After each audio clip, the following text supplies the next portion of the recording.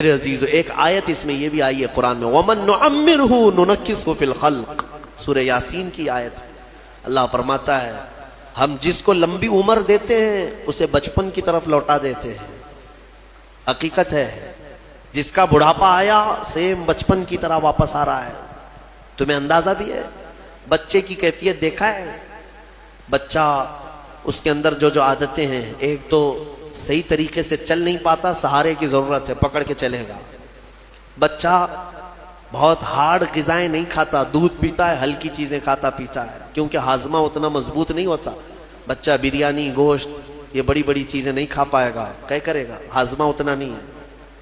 بچے کی کیفیت یہی ہے کہ پکڑ کر کے چلتا ہے۔ بچے کی کیفیت یہ ہے کہ ایک ہی چیز کو بار بار پوچھتا ہے، بھولتا ہے۔ سیم بڑھاپا جب آتا ہے تو واپس اسی کیفیت میں پلٹ جاتا ہے۔ بوڑھا بھی اب اکیلا نہیں چل پاتا، کسی کے سہارے کی ضرورت پڑتی ہے۔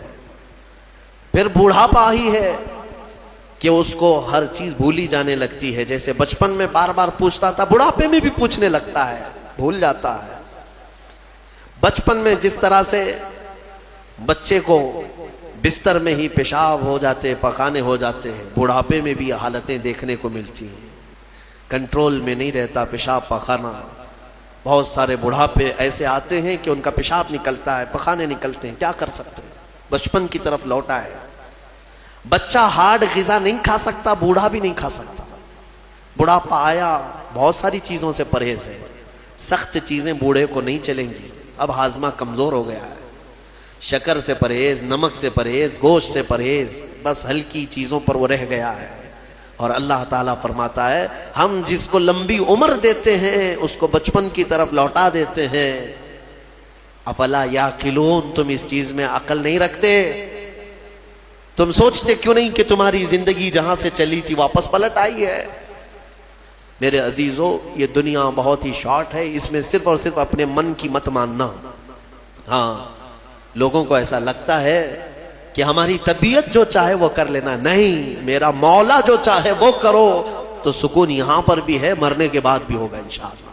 کیونکہ اللہ کی زمین پر آئے ہیں، اسی کی حکومت یہاں پر ہے، تو اسی کے مرضی کے مطابق چلنا یہ ایمان والے کی زندگی ہے۔ سورہ یاسین شریف کی برکتیں اللہ تعالی ہم سب کے سینوں پر عطا فرمائے۔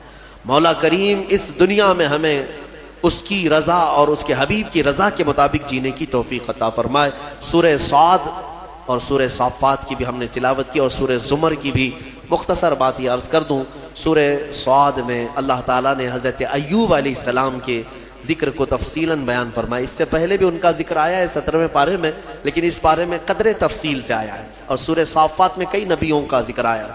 تو حضرت ایوب علیہ السلام کون تھے؟ ایوب نام آتے ہی صبر دماغ میں آ جاتا ہے۔